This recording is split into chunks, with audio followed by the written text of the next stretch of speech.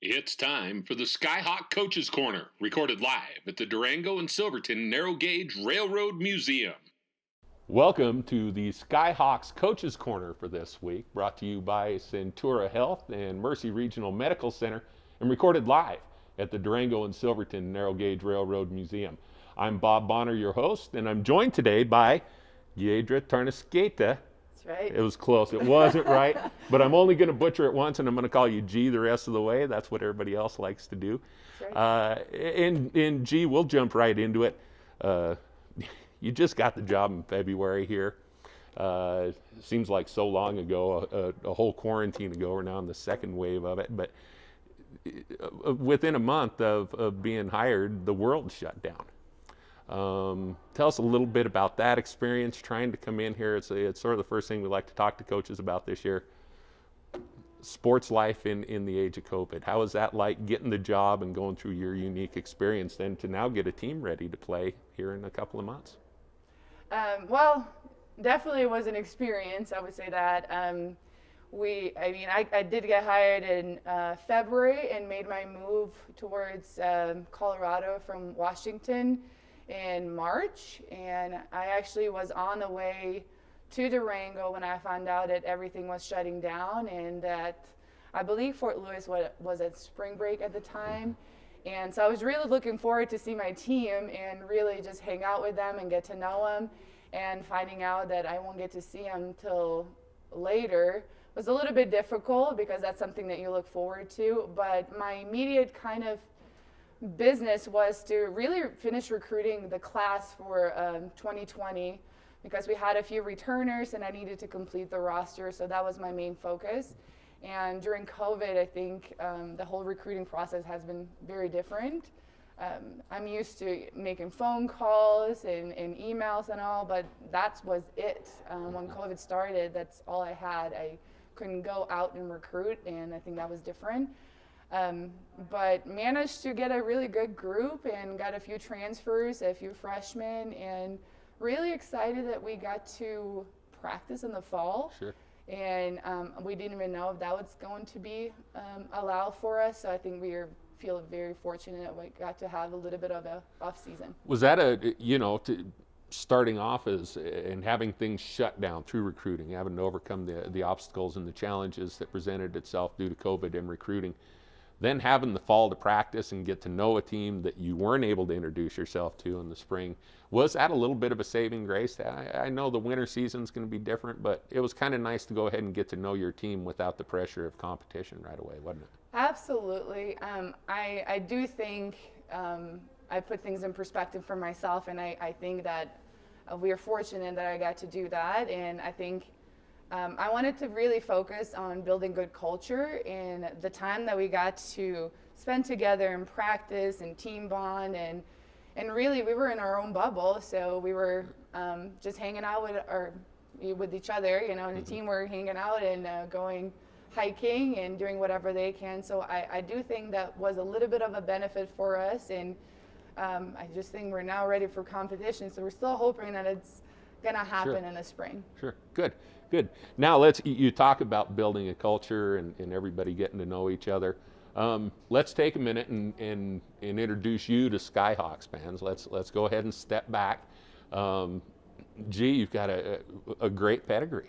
You come from some great culture, whether it be the club teams you played on in Lithuania, your Division I experience at Arkansas State, where I believe you were a Sun Belt Player of the Year.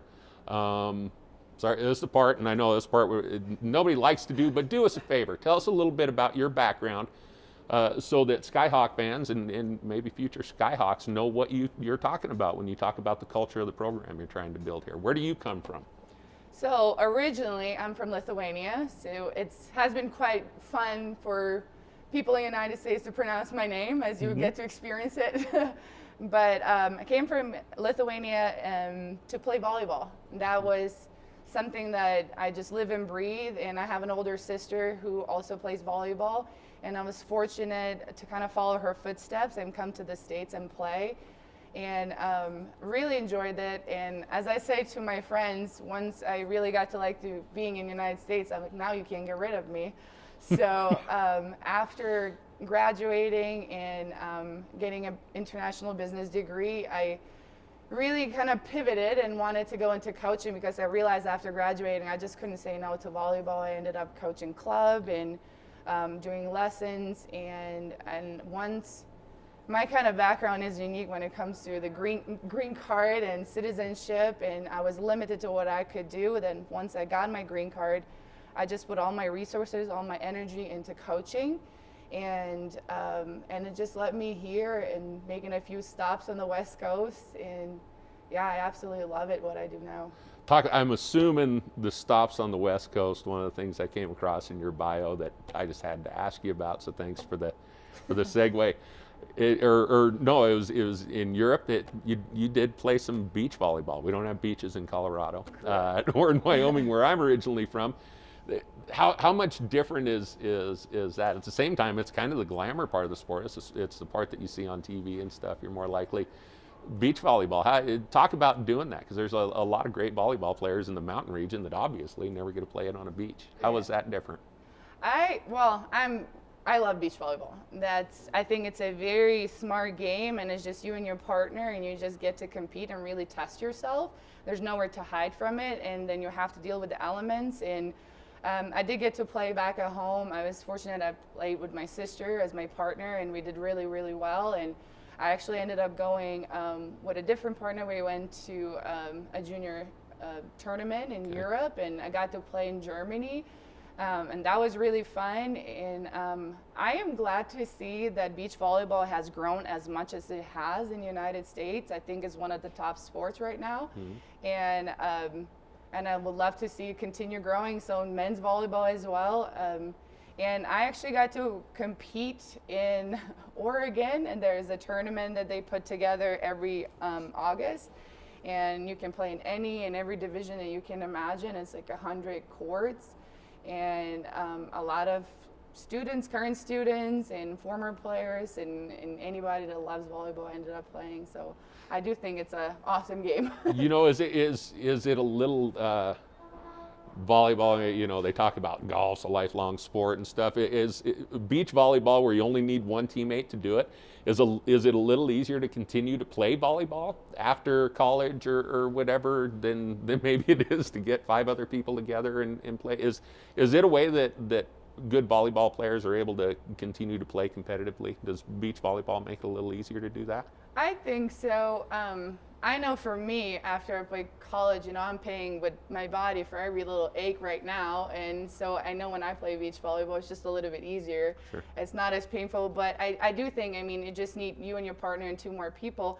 But at the same time, I think people enjoy it recreationally. When you go to a beach and you don't even have a net, you can just end up competitively playing without a net and just peppering. And I do think it's easier. I also think that beach volleyball is much more developed in the United States than indoor volleyball, although I know that there's some movement right now that's happening, and they're trying to create a league for professional volleyball beyond college years, which I think is exciting news for volleyball community, and I think it's going to better the game.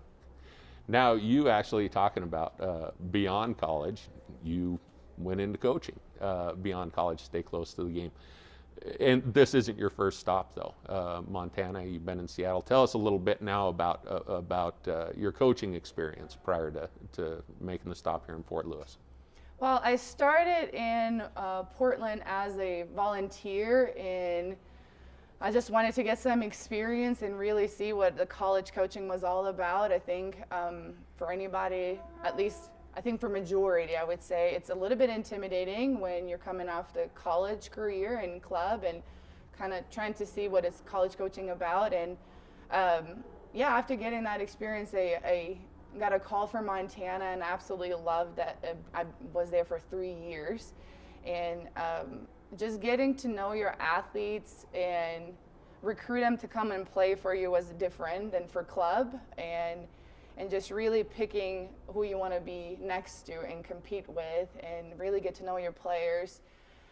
That's what I really, really enjoyed. And I love winning. I love competing. And so having the top athletes coming to your team and see how to train their potential, that's what's something that attracted me to coaching. and just help them to really get to know themselves and how to push themselves and see how they can grow into that potential. That's what to me is coaching about. You literally get to build your own team from selecting the pieces and then building it up from the ground up. And that's part of coaching that appeals to you at this level. Absolutely. And I think part of me is just getting to know the players that I will be around. I want to make sure that we have great attitudes, and also that they're not only good on the court, but off the court as well. I want to know what they're about beyond volleyball and beyond sports, what motivates you, because, it's just realizing what they're going to do after volleyball is over. I thought I was going to go into business, international business, and pivoted and went to coaching. Absolutely love it. So really getting to know what your players are about and pushing them to reach that potential beyond sports, I think it's exciting. It's really cool to see their journeys or where they end up after they graduate. Nice. When we come back, Coach, we got to take a break, but we're going to talk about some of those players and let us tell you about the goals you have set for them for this season. But we are going to take a quick break, and we'll be back with more of the Skyhawks Coaches Corner right after this word from our sponsors.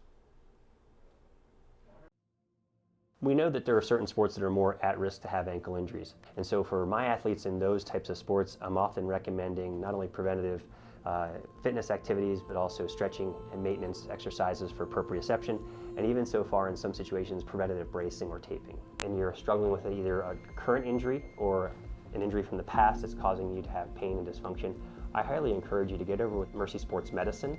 The athletic trainers there are a great first line of contact for ankle injuries in general. And then also if you need a consultation here at Mercy Orthopedics with me, they can help that happen seamlessly. Welcome back to the Skyhawks Coaches Corner, brought to you by Centura Health and Mercy Regional Medical Center. We are recording live at the Durango and Silverton Narrow Gauge Railroad Museum. I'm your host, Bob Bonner, and I'm joined by G, head women's volleyball coach here at Fort Lewis College. And we talked quite a bit before the break, Coach, about you, your background, your experience, and a little bit about preparing a team in the age of COVID, particularly as a first-year coach. Now let's talk about the fun stuff. Let's talk about the kids. Let's talk about the players. I know all coaches would rather talk about their players than themselves. So let's start.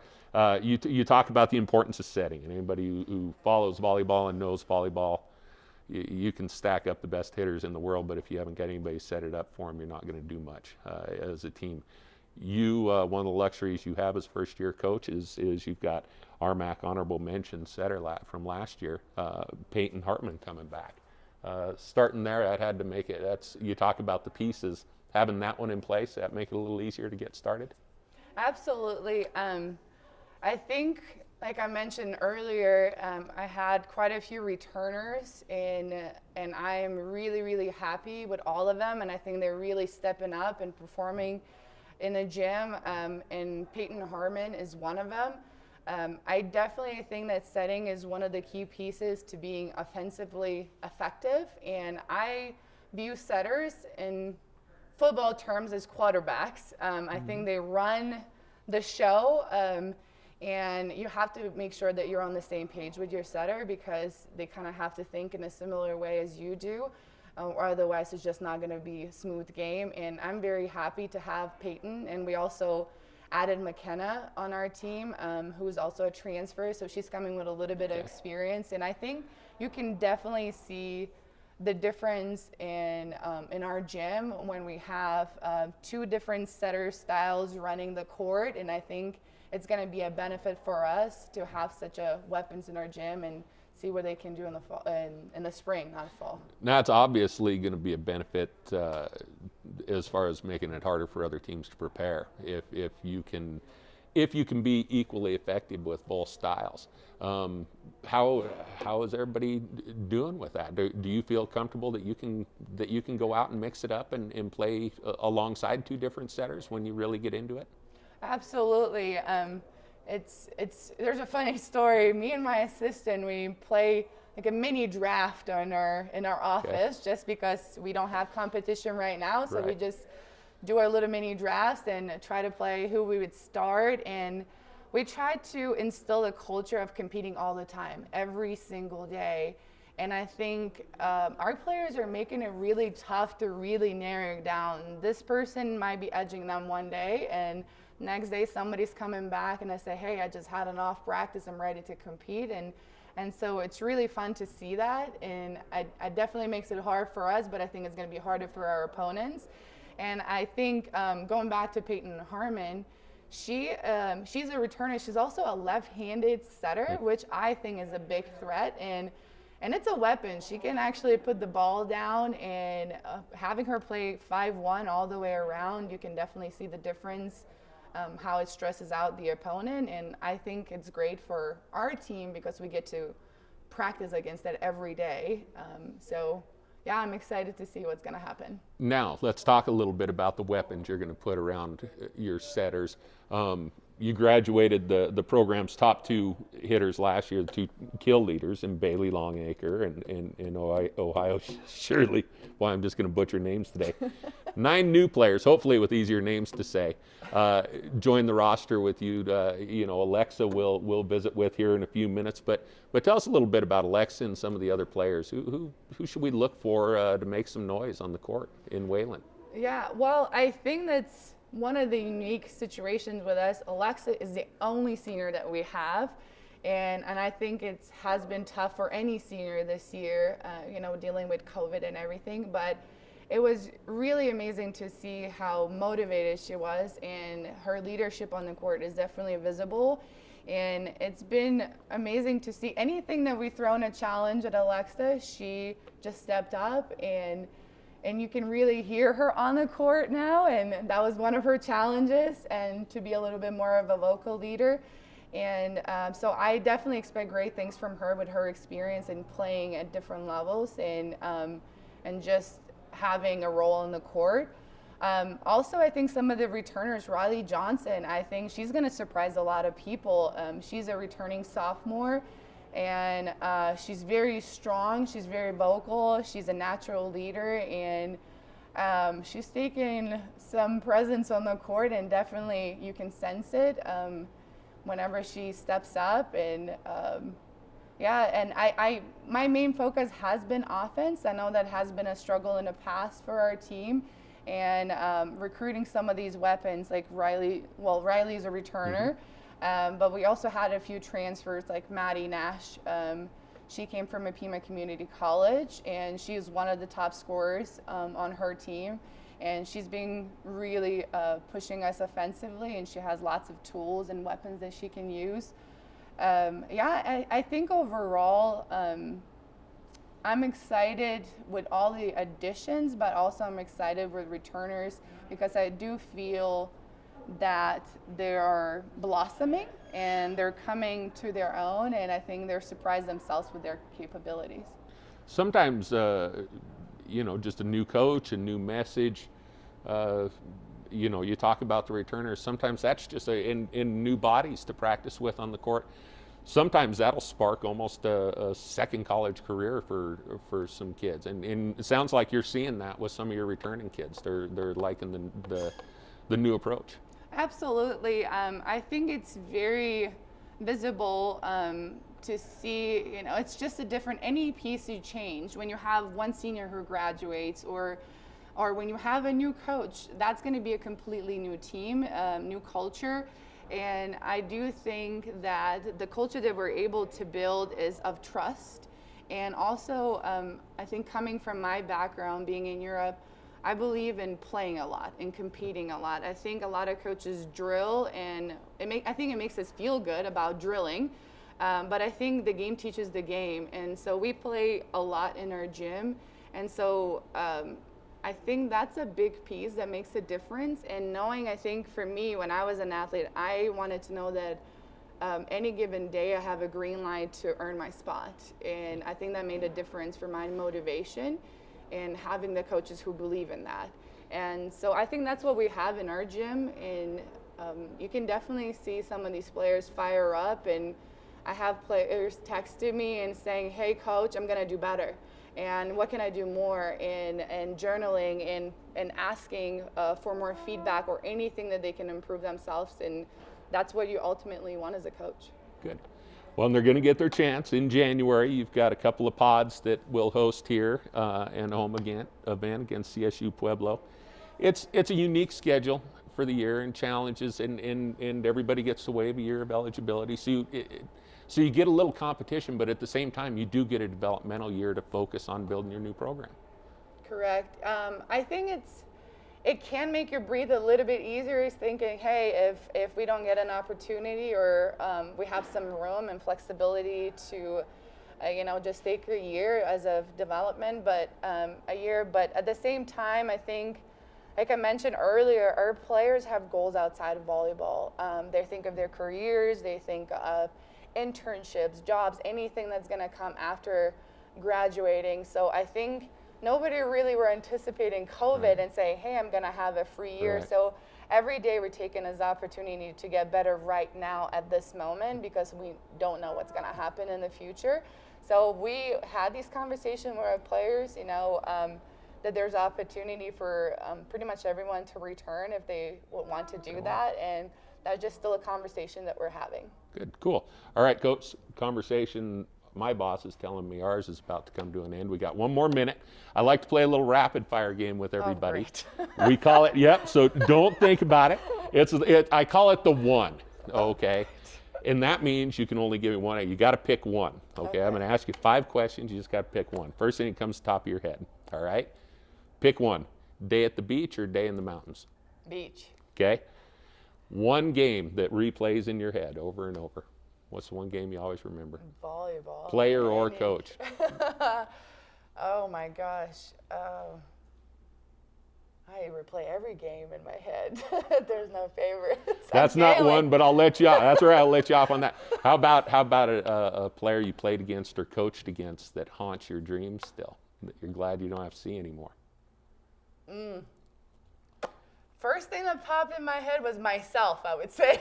Good. I'm my own competition. So. Maybe the best answer Yes. on the one yet all year. Okay, now as you watch maybe one of your own players or something that you recall from your past, one player that, and it can be yourself too if you want it to be, one player that always made you smile to see them play. You just always liked their game. They, always made you smile to see someone play volleyball.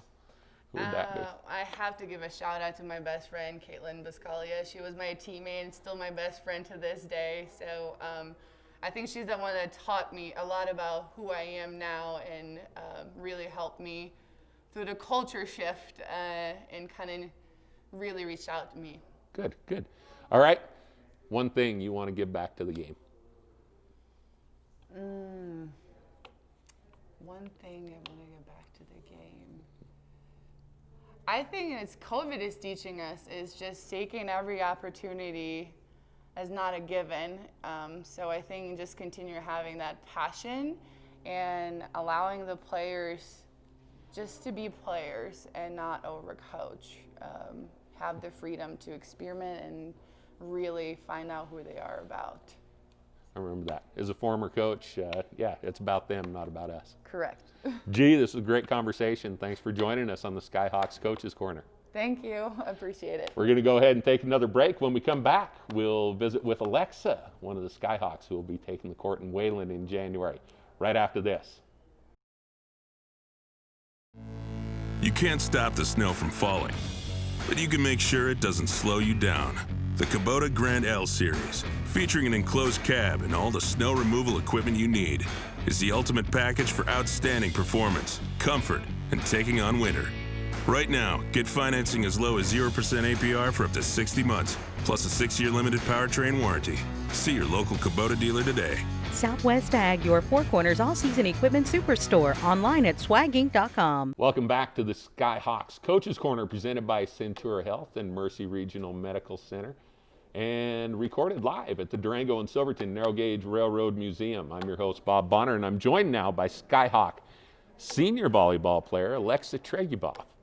And Alexa, the only Skyhawk senior volleyball player out of Peoria, Arizona, a JUCO transfer from Glendale Community College. Let's jump right into that experience first. A little bit about, growing up in Arizona, playing community college before you came here. Talk a little bit about your path and your experience with volleyball before you got here. Yeah, so I've been playing volleyball like my whole life. And then I decided, I didn't know if I wanted to stay home or go somewhere. I went on a couple of visits to different places, but I ultimately decided to stay home.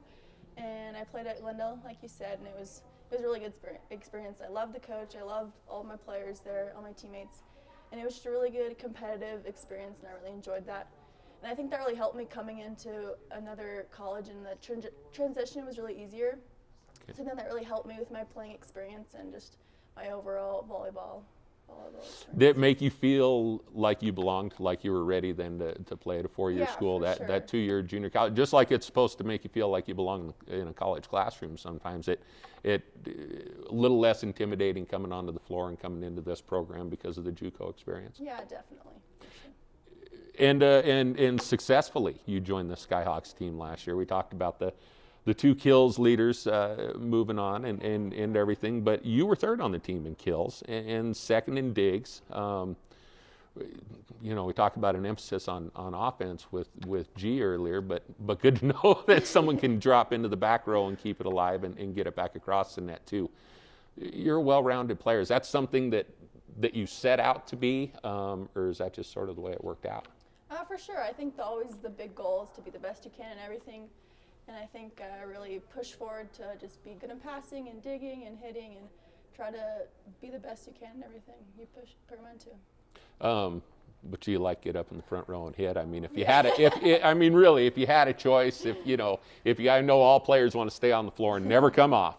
But if it was no, you got to rotate out front row or back row. Which would you rather play, honestly, front or back? Front row. I think that everyone just likes to get the kill and get that feeling of excitement and that you put that ball down, which is something. Is there a motto? The other side of getting the kill is throwing up a block. Is there competitively?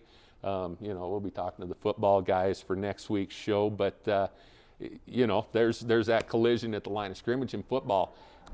That nose-to-nose competition at the net as opposed to being in the back row and digging one up. Talk a little bit about that, because how intense can that get, being eyeball to eyeball with people in a game where the athleticism is as high as it is at your guys' level? Yeah, always in practice and obviously games, it's always a competitive match between the blockers and the hitters. It's just the hitters being smart enough to go around the blockers and everything. It is like a little competition between you and them, just to see who can defeat that play in that time. So, do you guys have to adjust to each other then? Oh, do yeah. you get to a point where someone's not able to block you, or you're not able to block someone? You got to find a new way to do it. Yeah, for sure.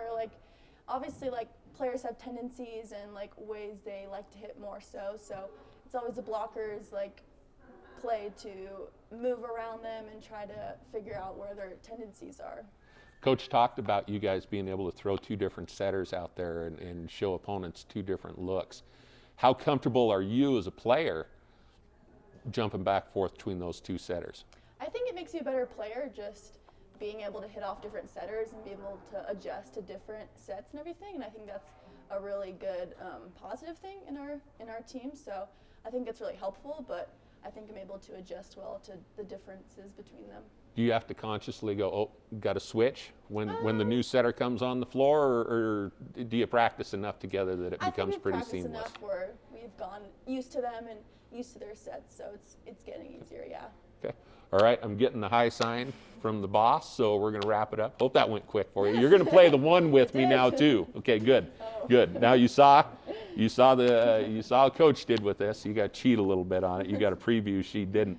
But quick, just the first thing that pops into your head. Do what you can to just keep it to one answer to each question. First one, day at the beach or day in the mountains? Day in the mountains. That a girl. What one game replays in your head from high school or college? Do you have a game that over and over you just come back to?